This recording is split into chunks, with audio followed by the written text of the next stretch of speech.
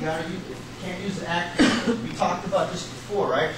You can have some Navy guys in your convoy, or some Air Force guys like Pinto, who changed, he became a man, started standing up to pee and throwing overhand, joining the Army. Full battle rattle. If you use some kind of the acronym, if you say everybody show up for rehearsals, full battle rattle, what are we talking about? He might show up, I don't know, in house shoes and a laptop in the Air Force, and his remote control for his TV, right? My coffee mug. And coffee mug. All right? Being careful. We are so joint now. I swear to God, when I was a dirty, nasty mercenary, I trained 75 senior Air Force people, and it was funny. Because they always ask, why are we doing this now? It's raining. Why do I got to lay down in the dirt? Because guess what? Somebody that looks like me is going to try to kill you in 2 days. Duh. All right. We talked about that, the task organization. We talked about the initial timeline so everybody can see what's going on and post that timeline as soon as possible. And if anything changes in the timeline, what do? You mark it in red, right? Because people are creatures of habit. They'll just come in and look at it and go, nothing's changed, everything's good, I don't have to think about anything, I'm going to go lay down now. Right? All right, and the special instructions, guidance, extra guidance. Next slide. Service and support. I used to get a kick out of those guys out in the desert. I swear to God, the Navy folks asked me where the shower was. I said, you're drinking at your shower.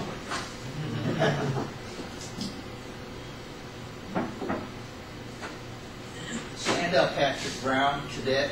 You look like you're a little sleepy. All right. Next slide. All right, see the timeline with the reverse planning. That's going to help you too. The reverse planning, If you got to be somewhere and it takes you an hour to get there, what are you going to do? Get ready to go an hour prior, right? And if it takes your troops a while to do the rehearsals, you're going to back that up, okay? But one thing that you don't ever do, and I've seen this happen to many leaders, and we talked about this before, and I'm going to beat it up in your head, because I swear to God, if you guys do it, you're going to lose a lot of cool points. We talked about the 2/3, 1/3 rule, right? What does that mean, Talake? Explain it to me in English, por favor. Sir, 2/3 should be dedicated to your troops, and 1/3 should be dedicated to yourself, sir. So when you issue your warning order, sir, they should have already that 2/3, and then sir, like I know you're on a roll, dude. Okay, sir. Hey, help him out. Sir, the 1/3 goes to you. That's when you start writing your op order to hand out, and while you're writing your op order, the rest of the platoon is getting ready for the mission, sir. Exactly. The 1/3. You take 1/3, but guess what? Not all time is equal time, and you got to understand that. Have a seat there, Patrick Brown. Cadet type 1 each. The doctors go for hurt feelings. All right.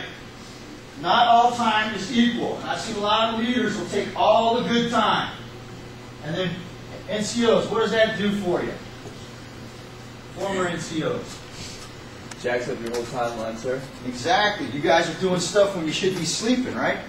Right off the bat, if I'm leaving at 5 in the morning, I'm cutting out at least 4 hours that's going to be mandatory for my soldiers to go to sleep, right? At least. And then we're going to back it up because we want to do rehearsals also, right? Part of your reverse timing, reverse planning. Back that off. And that's what you chop up into the 2/3 and the 1/3 rule, all right? I've seen a lot of officers take all the good time, and then the non-commissioned officers are doing all the rehearsals, doing all their PCCs, pre-combat checks, and pre-combat inspections when they should have their ass in the rack, right? Because you do not, and I've done it many times, been on an operation, training operation, with no sleep because we're doing all kinds of silly crap because you didn't plan, you didn't manage your time well enough. That's how you're going to get respect as an officer.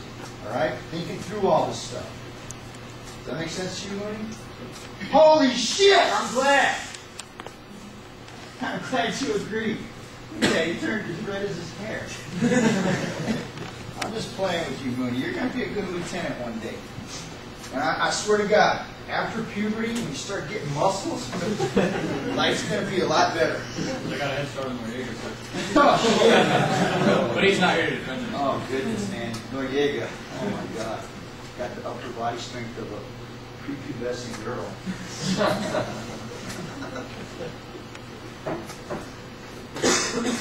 All right. But he's okay. That's how you're going to get that. Start thinking with your frontal lobe and start mitigating shit, all right? Holy shit, you're taking notes. What's wrong with you? I'm just playing. Where's your uniform? It's in the vehicle, sir. How the view line, sir? Okay. Yes. You know, somebody in here thought that they weren't supposed to watch their uniform. Oh. Really? Really? Yeah. I'm not going to bust her out to get me. I had to make one of the upperclassmen yell at her. Right. So now we got that straight, right? You are a funny little rodent, me. All right. Next slide. All right, you even have the manifest. Who's doing what to do for how much, right? Who's in gun truck 1? Who's in gun truck 2? All that. Plan, plan, plan. Because guess what? This is part of your task organization, right? Part of your TTC. Explain that to me. Let's go to the next slide. We talked about this, right? PCCs and PCIs. All soldiers do the pre-combat checks because you got to check your stuff, right? You got to make sure that your NODs, your night operational devices, observational devices, those things that make you see the night are working. You got batteries, right? Your weapons functioning. You got enough bullets. I swear to God, I've seen a company, 100+ people, and 60% of their weapons did not function properly. And they were 8 kilometers from the Badlands when I was teaching them. So make sure all that stuff is working. Who does the inspections, Jones? It says right up there. All you got to do is read English. No. You screwed that up. PCIs. Cadet me. Who does PCIs? Exactly! Holy crap! Okay, next slide. Post-mission debrief. Okay, we call these post-mission debriefs. You do them immediately after your operation so that everything is still fresh in your head. Because if you don't, guess what? You're condemned to repeat your mistakes, right?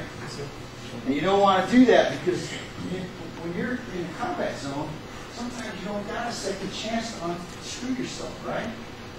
Sometimes the insurgents render your ACUs unserviceable by putting holes in them, right, Pablo? Sir. Cadet, Arango, 1 each. Hell, even in places where there's not a war going on, it's kind of dangerous, isn't it? Yes, sir.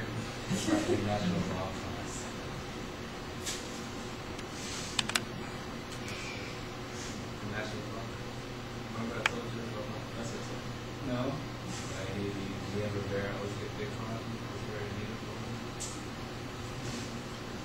They're ignorant. When I went to college, I had the same problem, and I'll talk to you about this. I'm going to give you some freaking ammo. Ammunition. Knowledge is power, right? A lot of professors are institutionalized. They've been nowhere, done nothing. They just think they know what's going on.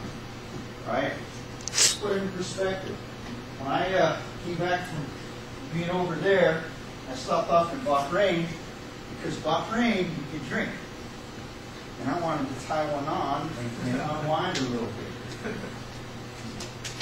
I don't know. I was in a kind of a stressful environment. And 2 Saudis, one a retired oil executive and one